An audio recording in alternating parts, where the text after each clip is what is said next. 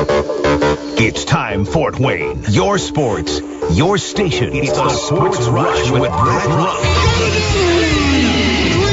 Max Landis. Covering all the topics that hit a nerve here in the Summit City. Clark goes 11 yards, touchdown. Only on 1380 The Fan and 100.9 FM. Now here's your host, Brett Rump. The greatest, most interesting, most important person of all time. You are incredible. Listen to you. Older than white.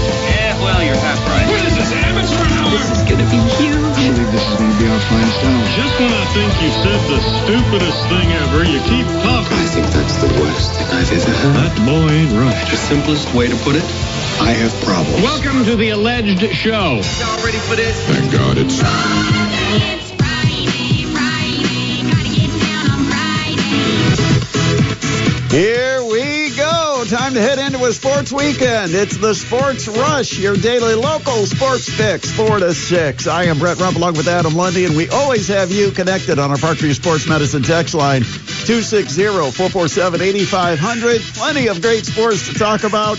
In fact, news today that Fort Wayne's going to get a new sports complex, and we'll talk about that, but there's something missing. What is it? We'll talk about that coming up here in just a few minutes. Also, high school basketball tonight. College basketball takes over the airwaves tomorrow. Wayne football has a new head coach. Also, we'll talk baseball because it's time for spring training, and we'll give you some of the projections of what the USA Today put their staff to work. They had them project what kind of one-loss records everybody in Major League Baseball is going to have this year. We'll tell you where your team is going to end up this season. Also, we'll have to talk Indiana basketball and who might be the next head coach, who are some of the top candidates, and legitimacy of Brad Stevens as a possibility. Plenty of things with John Nolan, also Greg Rakestraw as our guest in hour number 2. It's a packed show all the way up till 6 o'clock. We're glad you're part of it. It is the Sports Rush, your daily local sports fix, 4 to 6. Appointment listening to wrap up every day. And don't forget, if you ever do miss a show, you've got to have, number one, a good excuse, and number two, you can always catch up by going to our podcast page where we archive every day's show about 20 to 30 minutes after the show ends. And to find it, just go wherever you listen to podcasts, or if you need to find a place, you can go to Apple Podcast or Spotify and do a search for The Sports Rush with Brett Rump. And make sure you subscribe, like, follow, review, do all the fun stuff so that you always know when we're posting new material. Get the alerts if you've got a chance to get alerts, so it pops up on your screen when we post new content. And that way you never miss anything with the Sports Rush. But last night, I don't know what you did, Adam. I know yesterday we were not here, so we didn't have a chance to talk about what we were planning for last night, but we went, most of the folks here in the building went to the award ceremony, the annual award ceremony, which is my opportunity to go and give a polite applause to all of the winners in Federated Media. I don't even think I made a nomination list this year. So, not much for me to really, do other than just the golf applause and congratulate everybody after it's over. But we had our award ceremony yesterday, and because we have locations in South Bend and Fort Wayne, it was at an undisclosed location about halfway in between both markets. So we took a bus and headed up there. And by the way, Dan, our bus driver, it's always strange when I'm having a conversation on a bus and the bus driver says, I recognize that voice. You're the guy that talks about sports every day. It's like, yes, that's me.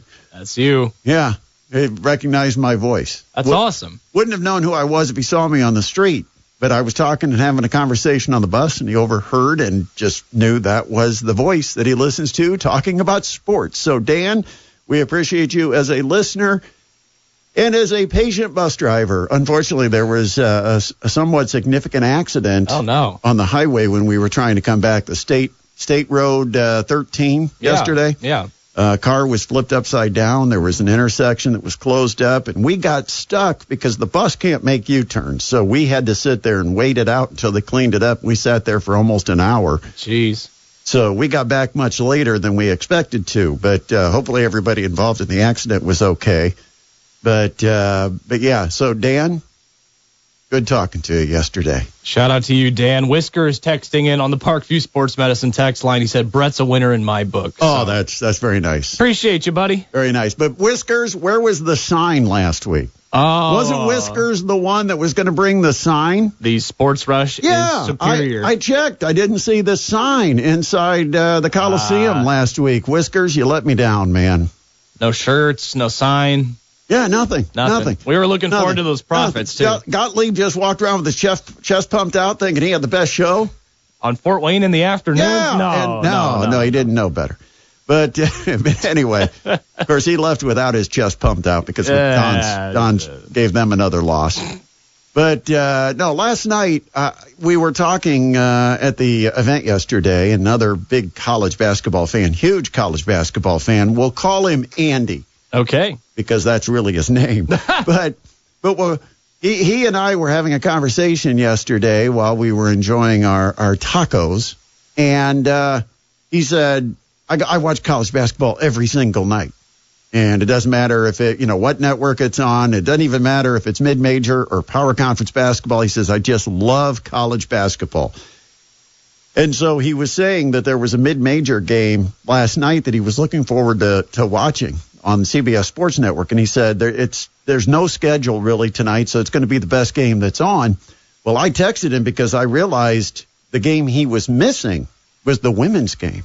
A chance for women to really steal the stage last night in college basketball and show everybody why the women's game has come so far and why it is well worth watching. Because last night in Los Angeles, those two schools in the Big Ten that are both in Los Angeles, it was UCLA, number one in the country and undefeated, against USC at USC. And the Stars came out in Los Angeles. Kevin Hart was there. Vanessa Bryant was there. Cheryl Miller, former USC Trojan herself and national champion, was there. And many others. What a night for women's college basketball. It did not disappoint. Now, the only problem is that it didn't start until about 10 o'clock at night. Yeah. Out here on the East Coast, it's late. So it turned into a late night to be able to watch to the finish. But what a great college basketball game. And how about the future of the WNBA going to be joining probably next season along with Caitlin Clark, Juju Watkins. Man, 38 points, 11 rebounds, 8 blocks. 5 assists, 6 for 9 from 3. She put on a show in beating her crosstown rival. And USC gets the upset. They knock off UCLA 71-60. And you know what that loss means? It means South Carolina's lost. And so their winning streak has come to an end. Yeah. UCLA has now lost. Their winning streak has come to an end. And the Mastodons women's basketball team now has the second longest win streak in the nation behind Grand Canyon University. 17 straight for the Mastodons. They'll try to make it 18, but it's not going to be easy tomorrow. They'll take on Cleveland State at the Gates Center. It's pink out, 2 o'clock tip, and Cleveland State going to be very hungry to get a win on this road trip because it was a 2-game trip, and it started at Northern Kentucky where the Vikings blew a 12-point fourth quarter lead and lost to Northern Kentucky on Wednesday night. And so they came into Fort Wayne on Thursday. They've had a couple of days to think about it, rest up, get a couple of practices in, and tomorrow it will be game 2 of 2 this season between Purdue, Fort Wayne, and Cleveland State. There could be a third. You know when that would be. Oh, yeah, I do. And, man, it's a huge matchup tomorrow, not only for the women, but for the men, also on the road tomorrow in Moon Township. 2 of the big 3 in the Horizon League will be hooking up at the Gates Center because you've got Green Bay, who's been playing terrific lately, and the Dons will take on Green Bay at the end of the season. Next week, Green Bay will be at Cleveland State. So Cleveland State has back-to-back against Purdue, Fort Wayne on the road here in Fort Wayne tomorrow. And then midweek on Wednesday night, they're going to be hosting the Green Bay Phoenix. But you got three teams that have no more than 4 losses. In fact, the Mastodons don't have any. Green Bay has just 1. Cleveland State has just 4. And then everybody else in the league is below 500. So it's, there's a lot of separation between the top 3 and 4. And that's why holding on to the number 1 seed is so important. Getting this home win so important. The Mastodons undefeated at home so far this year. That's also a streak that's on the line. Yeah. Because if you're number 1, then if you get to the semifinals, you don't have to play either one of the other 2 in a semifinal. Yep. But if you end up in a 2 spot or a 3 spot, right now it looks like 1 and 2, but it could possibly fall to 3rd. Mm-hmm. But if they're in 2 or 3, then they would have to probably play both Green Bay and Cleveland State in a semifinal and a championship to be able to win the conference tournament. But if you are the 1 seed, you wouldn't have to play, but the winner of Cleveland State Green Bay in a championship game. So the path is definitely much easier to hold on to the number 1 seed. That's what's at stake tomorrow. That's why this game is so huge. Cleveland State at Purdue Fort Wayne. Women's basketball, be at the Gate Center. It's on campus, and it's like $5 or something. It's really dirt cheap. I don't know the exact price, so don't quote me on that. But it's under 10. It's under $10. There's not a bad seat in the place because it's almost like a glorified gym with nice seats, but the size of a high school gym. Yeah. And we always like to mention the free parking and cheap free concessions. Parking and the concessions don't run more than a couple of bucks. I mean, it's a great value, great bargain, 2 o'clock tomorrow. And with Pink out, it's also a very good cause. Absolutely. Supports a great cause. And just going back to your original point, just some really great women's basketball in college these days. So the news came down today, and this is big news delivered by our mayor. Oh, do I hit the breaking news? Oh, you can. We haven't used it in a while. I think I'll hit that, and then I'm going to run down the hall because I know what you need for this segment. Oh, yeah. All right, I'm hitting it. Okay. So Fort Wayne is going to get a brand new sports complex. It's going to be a $50 to $60 million sports complex that's going to be built on that open lot right across from Science Central. Now, we have spent a long time debating what is eventually going to go there. In fact, it's been, 5 or 6 years since Omnisource, I think, was the last occupant of that land. And they moved out. The land was cleared. And we've heard all types of different rumors and expectations. There was going to be a soccer stadium, perhaps at one point. Then there was going to be, a hotel casino complex. We never knew what was going to be happening with that land. But now we know the plans for the city is to invest $50 to $60 million and have a groundbreaking that is scheduled for sometime in the second or third quarter of 2026. So it probably is going to be like 3 years or so before it's completed and ready for occupancy. But there's something missing. The plans right now are for a 160,000 square foot facility that would, include a number of, courts or, it's a field house where it's going to be versatile. You could probably use it for volleyball, for wrestling, for basketball. It's a field house. But what we need is an arena. This is going to be used for basketball, soccer, volleyball, wrestling, cheerleading, pickleball.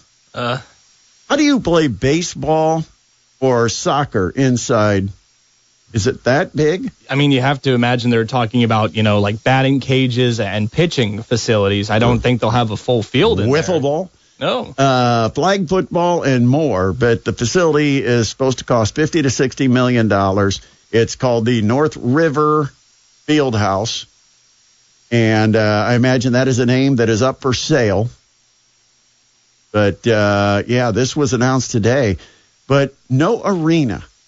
No, there's no word on any in the articles about how much seating will be in, if there is a court, how much seating will be there, but nothing like that. It sounds like it's just more designed to be the actual courts. No, there is nothing about other seating. than talking about field house and how it will bring some of the events into town. Of course, like, travel ball and stuff like that. They said 27 weekend tournaments could be hosted here in the Summit City, adding millions of dollars into the economy. But my question is, if you're going to start this project, doesn't it make sense to attach an arena onto the project? Wouldn't it be cheaper to build an arena as part of the field house, either inclusive of the field house or attached to the field house? Because we need a 5,000-seat arena. And don't give me this, well, we have the Coliseum, or it's going to hurt the other. No, it's not. There's for those types of events that go to the Embassy Theater, they're still going to go to the Embassy Theater over an arena. But, look at what Fishers has already done with the Fishers Event Center. Mm-hmm. They've got tons of concerts coming in. They just had Cirque du Soleil, the ice show. Now, I don't think an arena has to have ice, but they're already bringing in tons of events. And the reason is because, first of all, the Comets take up, 15, 20 weekends? Yeah. And so a lot of key dates are kind of blocked out. You can't give 3 days in a row at the Coliseum because the Coliseum has to maintain some certain dates for the Comets.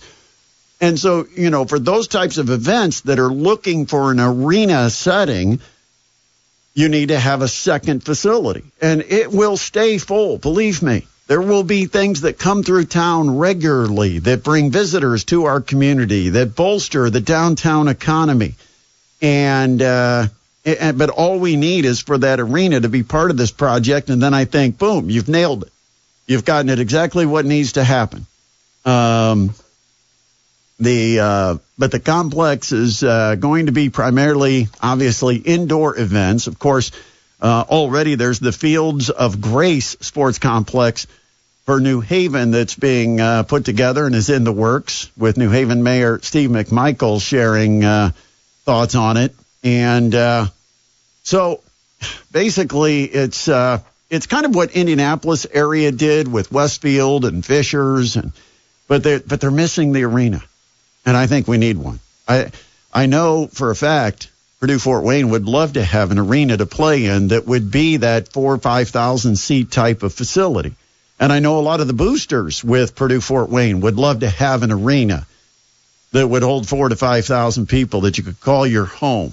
That you don't have to put up curtains. You don't have to close down an upper section. I mean, you can build the arena for the right size, mid-major events, and you could host high school sectionals, regionals. I mean, look at you want to know why we need an arena? Look at the regional calendar this weekend.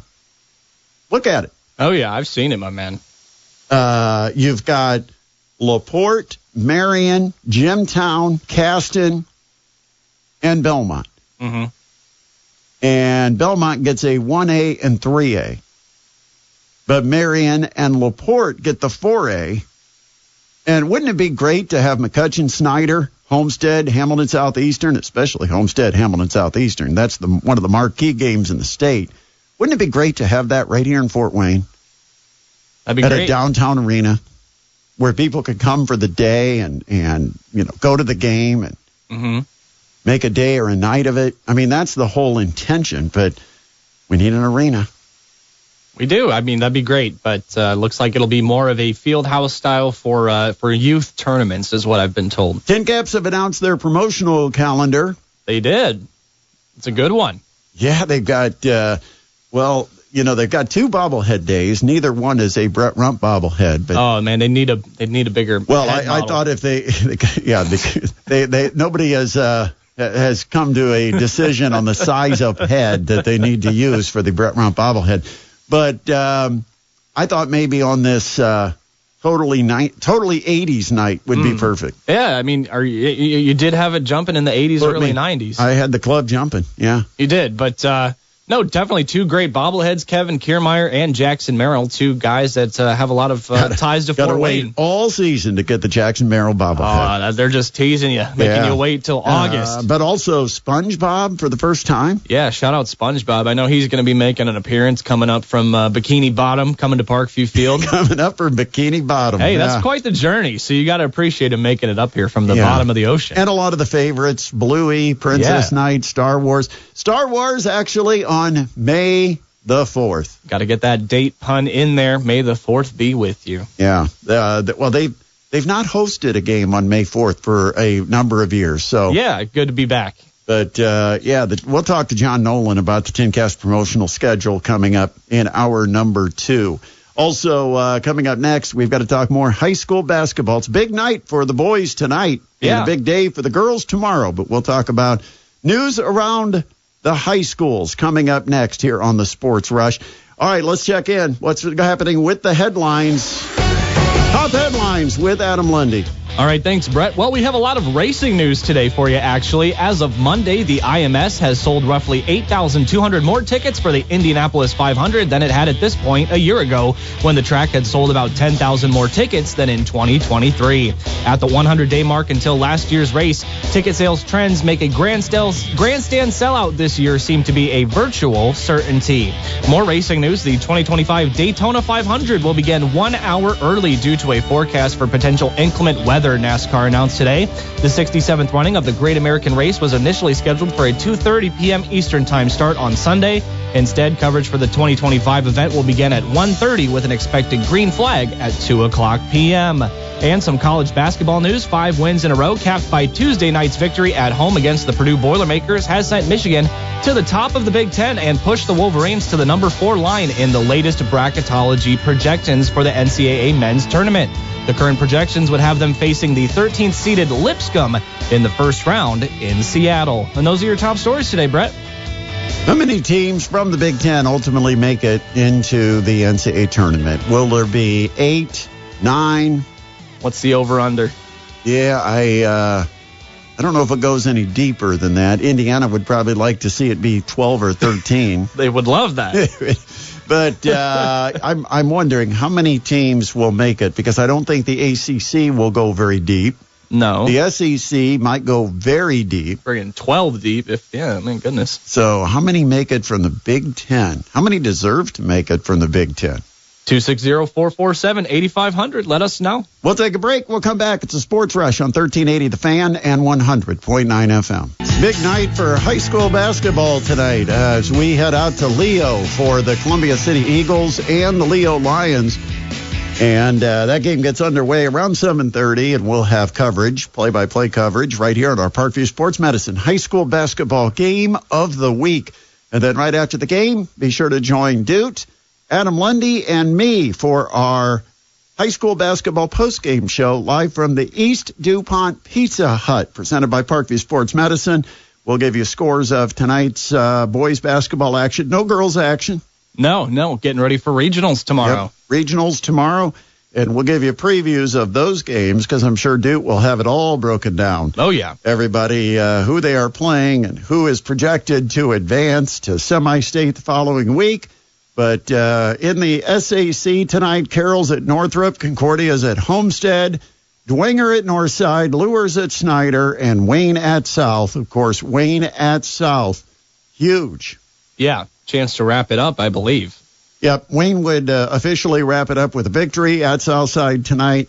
And even if Southside gets the win, they've still got to get some help to be able to claim the Summit Athletic Conference title.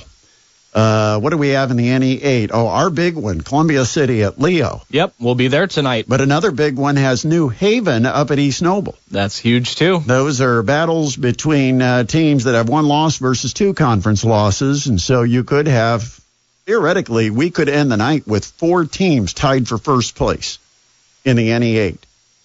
Crazy. 8 teams, 4 of them might be tied for first. Man. That would be if the home teams win. Leo over Columbia City and East Noble over New Haven. All right. Also, DeKalb at Belmont, Huntington North at Norwell, ACAC, Bluffton's at Northfield, Heritage at Jay County, South Adams at Adams Central, and Southern Wells at Woodland. Other games in the Northeast Corner Conference, Eastside at Garrett, Fremont's at Fairfield, Hamilton is at Cherubusco, Lakeland's at Central Noble, and Prairie Heights is at Westview. Awesome. Speaking of Wayne. Yeah. Wayne has their next football coach. They do.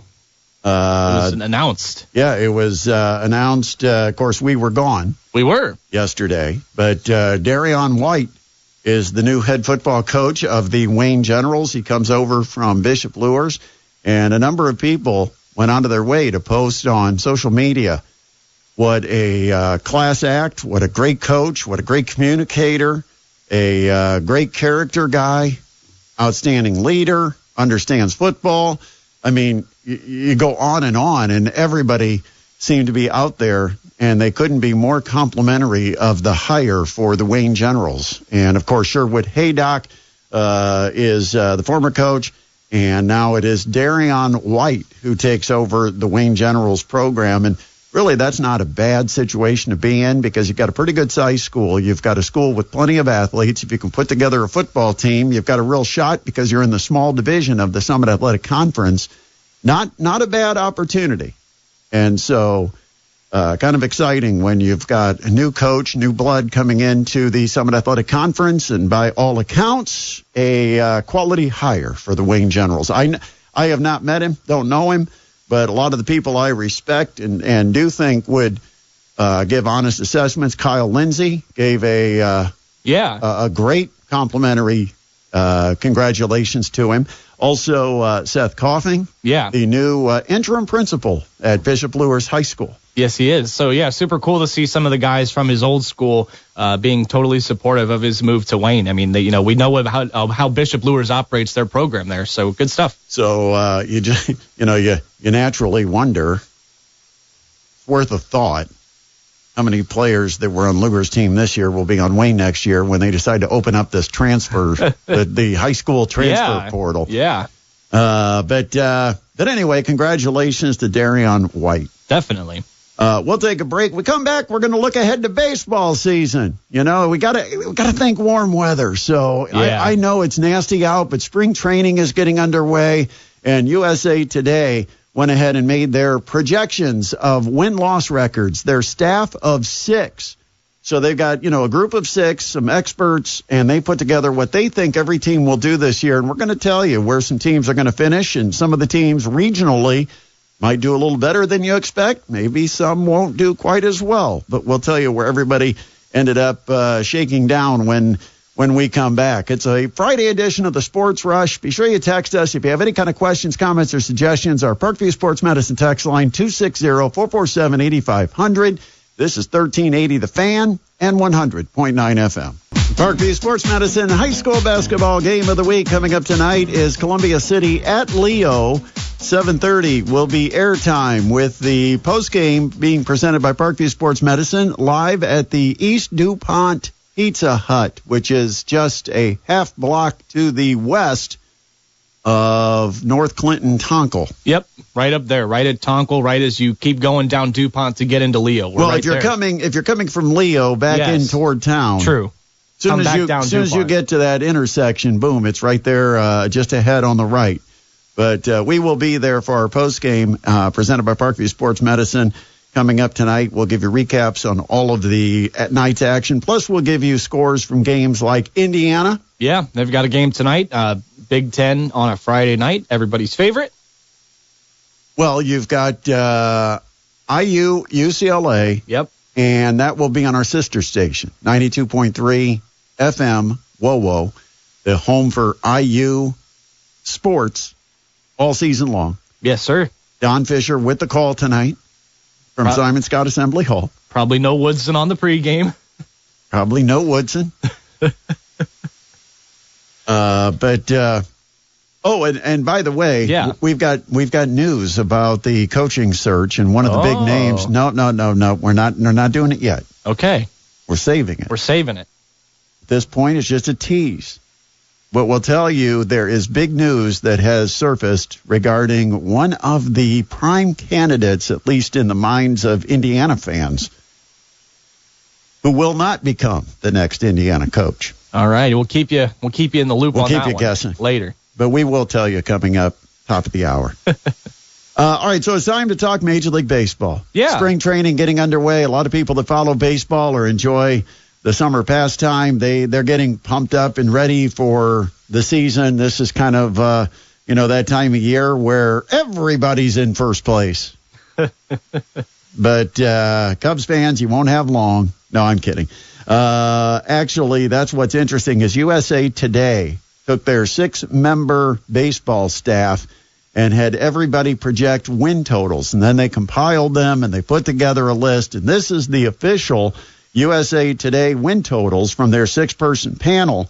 And we've got a couple of teams in our area, our region, that are projected to win their division. Who are they?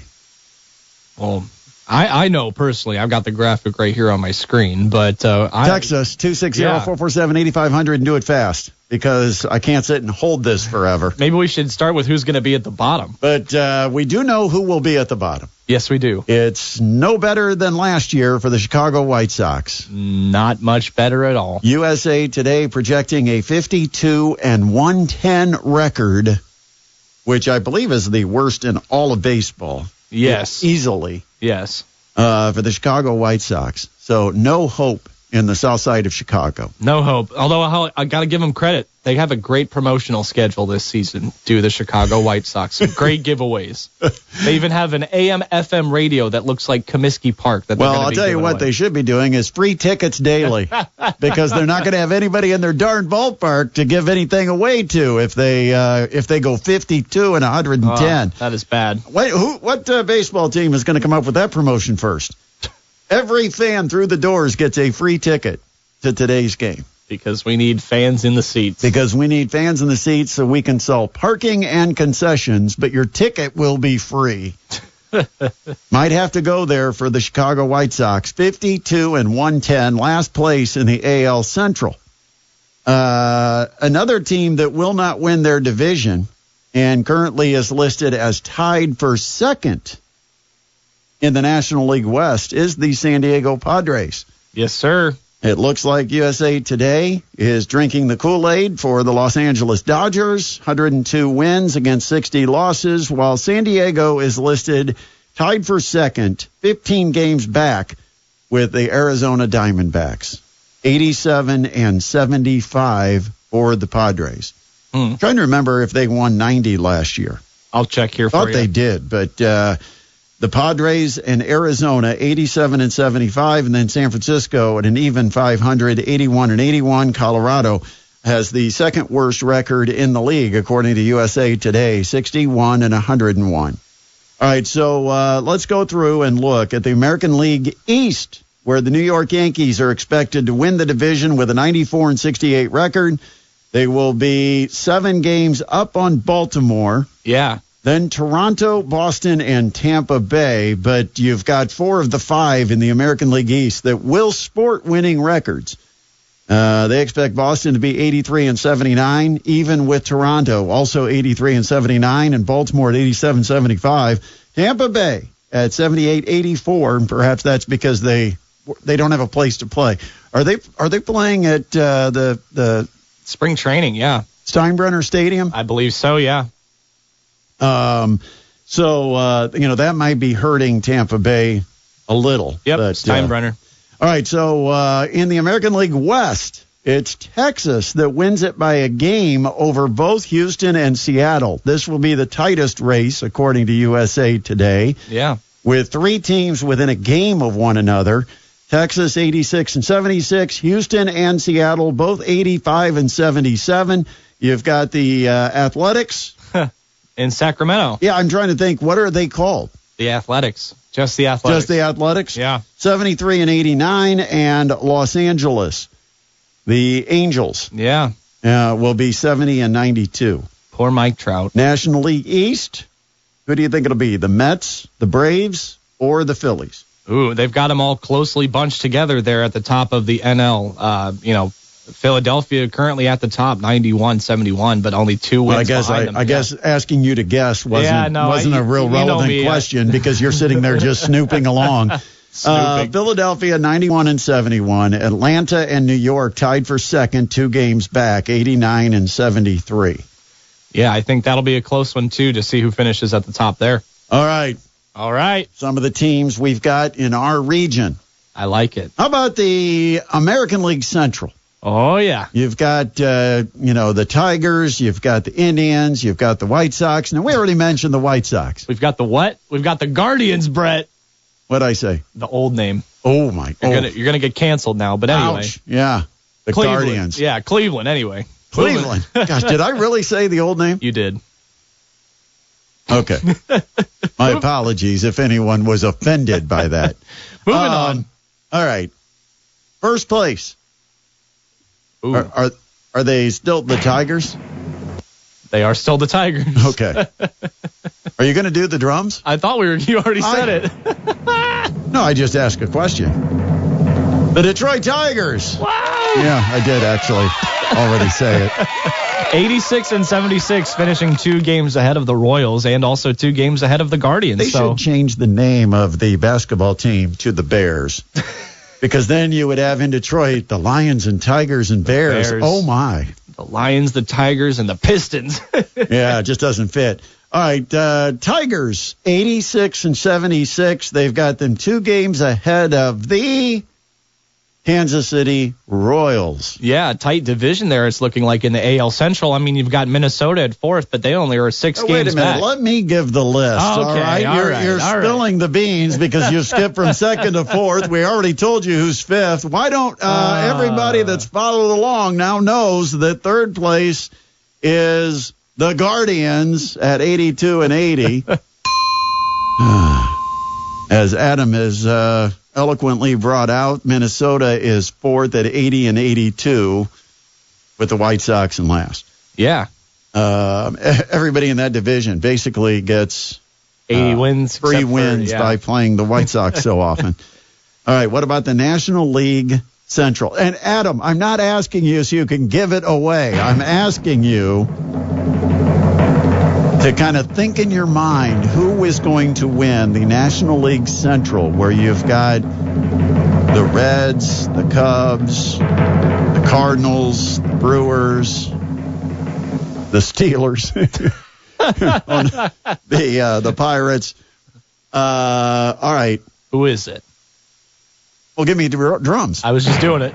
I know. Double drum roll. I missed the beat. First place, National League Central, Chicago Cubs. Wait, we're not breaking into Go Cubs Go? We used to have that song on standby just to have some fun. I don't know, is it still on standby? I'll see. I don't know if that's standby anymore. Yeah, we really have to have rehearsal. The Chicago Cubs are the National League Central winners, according to USA Today and their projections. They are 3 games better than the Milwaukee Brewers in second. Yeah, see, you got a little something there. This bit would have been much better if we'd have actually... If we planned our show? Yeah, if we did some planning. Chicago, number 1, Milwaukee, number 2, and at an even 500 record, the Cincinnati Reds. That's followed by St. Louis, 12 games under 500, and Pittsburgh, 74 wins, probably 18 of them from Paul Skeens, and Pittsburgh finishes in last place. Yeah, I know you're not a big St. Louis Cardinals fan, but it's kind of just odd to see their decline a little bit. I've always just thought of them throughout the 2010s and 2000s as one of the best teams in the MLB. Yeah, through our lifetime, the Cardinals have been to baseball what the Steelers have been to football, where you just always expect 500 or better. And assume you'll see them in somewhere. And occasionally they have an uprising where they make a run in the playoffs or something, but you never expect them to be below 500. And that's kind of what we've seen your entire lifetime, pretty much my entire lifetime. I mean, I grew up with Terry Bradshaw, Lynn Swann. Yeah. Franco Harris. Different Rocky times. Blyer days. Yeah. Yeah, different times for the Cardinals but, now. all the years of the Steelers being relevant, and it's kind of the same with the Cardinals. It seems like they've been relevant since Bob Gibson. Feels that way. But... I like it, though. Detroit, top of the AL Central. Well, this could be fun because you would have, I'm trying to think in the National League, if, I'm not sure if the Padres would make it in as a wild card because you've got Atlanta and New York both with 2 more wins. Right. Yeah. And then, but you would have Detroit and Chicago as division champions. That'd be great. I'd like Tigers, that. you would love it. You're a Tigers fan. Big Tigers fan. Mike Moss is celebrating. Like I said, everybody has optimism at this time of year. That's the great part about before the season is you can still be optimistic. And when you get something like this and it shows your team in first with a record that's better than every other team in your division, you just feel like you've already won. You don't even have to play the season. Yeah, and then you know how sports fans are. You know, the first game of the season will come around. Some of these teams will lose their first game of the season, and it'll be time to throw it away. Fire throw the season. manager. Yeah. The manager's got to go. This season's a wash. Terrible handling of the bullpen. What is he doing with him as a closer? Oh, I love early game, gotta love early baseball season. Yeah. Do you pay attention all year? Oh yeah, why not follow along? You get in a little later. I take a peek. Yeah, but I'm not a big. I mean, I love baseball, but I'm not one of those that dives in with you're both feet right off the top. I let it kind of simmer a little bit, and then I kind of get into it about mid-season. Yeah, I start really paying attention. All right, we'll take a break. Coming up at the top of the hour, we're going to tell you news about one of the Indiana prospects to become the next head coach. He says no. Who is it? Well, it's probably going to disappoint some of the Indiana fans. And we'll tell you when we return at the top of the hour for hour number 2 of the Sports Rush on 1380 The Fan and 100.9 FM.